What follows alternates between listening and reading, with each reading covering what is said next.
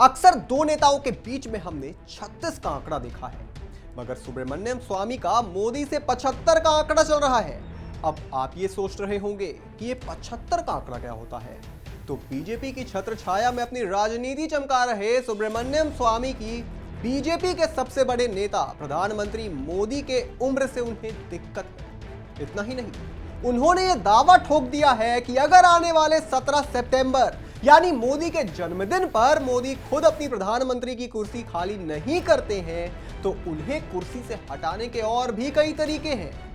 तो क्या सच में बीजेपी और आरएसएस मोदी को 75 साल होने पर रिटायर करने की तैयारी में है? और अगर मोदी प्रधानमंत्री की कुर्सी छोड़ते हैं तो इस कुर्सी का उत्तराधिकारी कौन होने जा रहा है? देंगे आपको इससे जुड़ी डिटेल रिपोर्ट। पर उससे पहले अगर आपने हमारे चैनल को सब्सक्राइब नहीं किया है तो अभी सब्सक्राइब कर लीजिए और बेल आइकन दबाना न भूलें।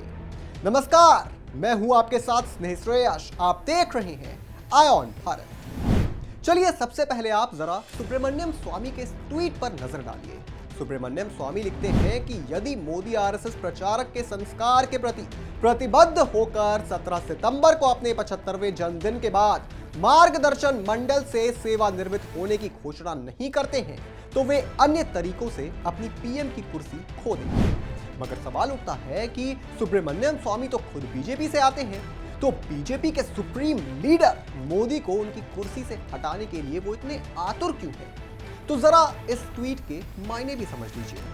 सुब्रमण्यम स्वामी का कहना है कि आरएसएस और बीजेपी के नियम के अनुसार किसी भी नेता को 75 साल में रिटायर हो जाना चाहिए, मगर गृह मंत्री अमित शाह तो खुद ये साफ कर चुके हैं कि बीजेपी के संविधान में 75 साल में रिटायरमेंट का कोई प्रावधान है ही नहीं।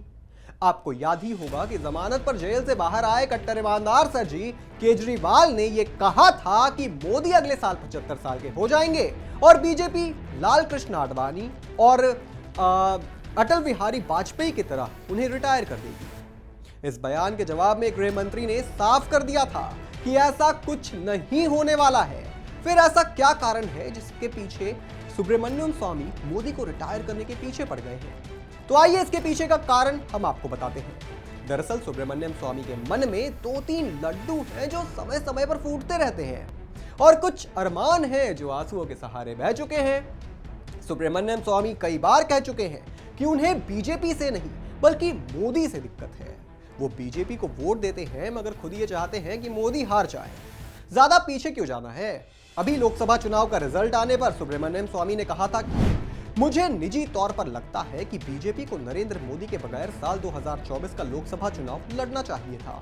मुझे पूरा यकीन है कि बीजेपी सिर्फ और सिर्फ हिंदुत्व के मुद्दे पर यह इलेक्शन जीत जाती, लेकिन नरेंद्र मोदी के सामने यह मुद्दा कमजोर हो जाता है। उन्हें बीजेपी का उम्मीदवार नहीं होना चाहिए। यह सारा खेल कुर्सी का है। दरअसल सुब्रमण्यम स्वामी की राज्यसभा की एक सीट चाहिए उन्हें सीट मिली नहीं तो लगे मोदी को कोसने। और जहां तक 75 साल की बात है तो अगर आरएसएस का ऐसा कोई नियम होता तो आडवाणी और वाजपेयी जी को इतने लंबे समय तक सक्रिय राजनीति में वो नहीं होते। और मोदी से चिढ़ने की एक और बड़ी वजह है कि 2014 में सुब्रमण्यम स्वामी को यह लगता था कि वो सबसे काबिल नेता है और वित्त मंत्री उन्हें ही बनाना जाना चाहिए। मगर उनके अरमानों पर पानी फेरते हुए वित्त मंत्री बनाया गया अरुण जेटली को और फिर सुब्रमण्यम स्वामी अरुण जेटली को भी सुनाने लग गए कि वो काबिल नहीं है, उन्हें कुछ आता नहीं है वगैरह वगैरह। और जहां पूरा देश चीन के मुद्दे पर साथ खड़ा दिखाई देता है वहां सुब्रमण्यम स्वामी कहते हैं कि मोदी झूठ बोलते हैं। उदाहरण के तौर पर वो कहते हैं कि मोदी कहते हैं कि चीन से हमारी सीमा में कोई आया ही नहीं, लेकिन ये झूठ है। इतना ही नहीं, सुब्रमण्यम स्वामी को राम मंदिर का भी क्रेडिट चाहिए था। सुब्रमण्यम स्वामी कहते हैं कि राम मंदिर में मोदी का कोई योगदान नहीं है, मगर वह उसका भी श्रेय ले लेते हैं। राम मंदिर के पीछे मेरा योगदान था पर उसके निर्माण और उससे जुड़ी पहल से मुझे दूर रखा गया। तो स्वामी जी तो अपनी पर्सनल खुन्नस निकाल रहे हैं, मगर शायद उन्हें ये नहीं पता है कि मोदी सिर्फ बीजेपी के ही नहीं बल्कि देश के चहेते नेता हैं। और सुब्रमण्यम स्वामी जगह जगह जाकर भले मोदी को कोसते रहे, मगर एक नेता की सबसे बड़ी ताकत यह होती है कि जनता उससे कनेक्ट करे और इन फालतू बातों से जनता कभी कनेक्ट कर नहीं सकती।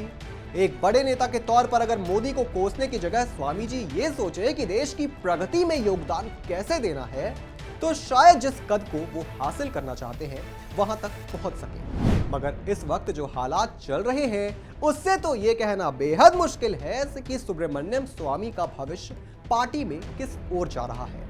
इस पर आप क्या सोचते हैं, हमें कमेंट करके जरूर बताएं। और भी तमाम बड़ी खबरों से जुड़े रहने के लिए आप देखते रहें आय ऑन भारत।